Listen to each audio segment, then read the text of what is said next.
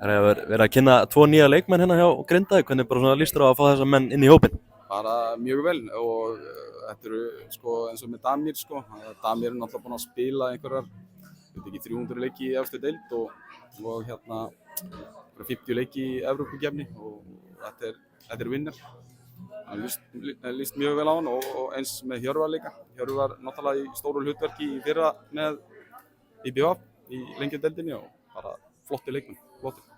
Hvernig bara, þú veist, Damir er náttúrulega bara risastór prófíll í íslenskum fótbolta, hvernig sannfærði hann að koma, þú veist, í lengjudeildina?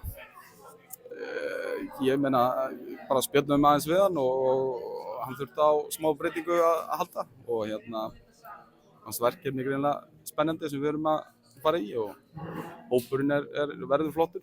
Við erum ungir eins og erum á æfingum en við höfum eftir að styrkja okkur betur og Damir eru lykil maður í liðinu. Kemur vantilega til með að bara breyta líka, veist, miklu ykkar liði?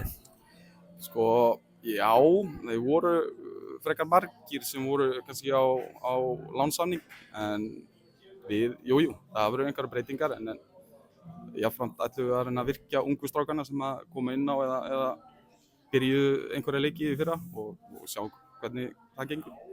Hjörvar, eins og segir, hann spilaði stórt hlutverk að IBF fór upp úr lengjudeildinni. Þetta er markmaður sem er býsna góður í þessari deild. Já, alveg klárlega. Stór og stæðilegur strákur og frábær í markinu. Hvernig er bara staðan annars á hópnum ykkar núna? Sjáu þið fyrir ykkur að bæta fleiri leikmennum við? Já, við munum bæta fleirum og vonandi gerist það bara á næstu dögum.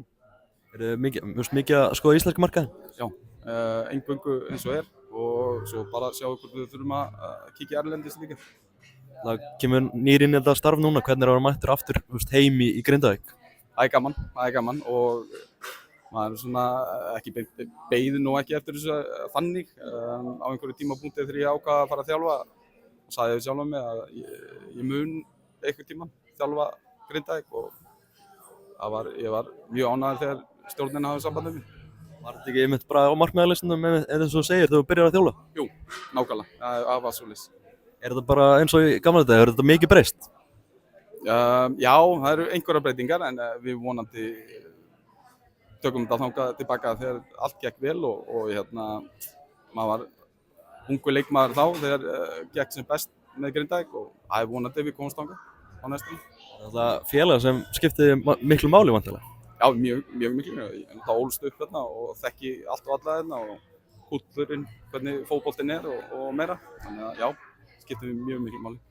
Þetta er svolítið sérstakt verkefni eftir allt sem hefur gengið á í bænum síðust ári? Já, mjög. Og það er vonandi bara að við komum bara tilbaka og við náttúrulega spilum hérna á þessu tímabili í Grindavík og það var byrjunin og við höldum því áfram og það er frábært að spila hérna í Grindavík. Markmið að vantilega bara að fara beint upp með liðið næsta sumar? Sko, varðandi markmið, við hefum ekki bara að taka stöðun á því svona aukstar í kringum vorin eða eitthvað og sjá hvernig hópurinn hvort þessi tilbúnir að fara upp og ef það gengur vel þá auðvitað stefnum við hærra heldur en við eigum að gera en jú, sem íþróttamaður og þá vill maður meira og meira. Takk fyrir þetta, Rey.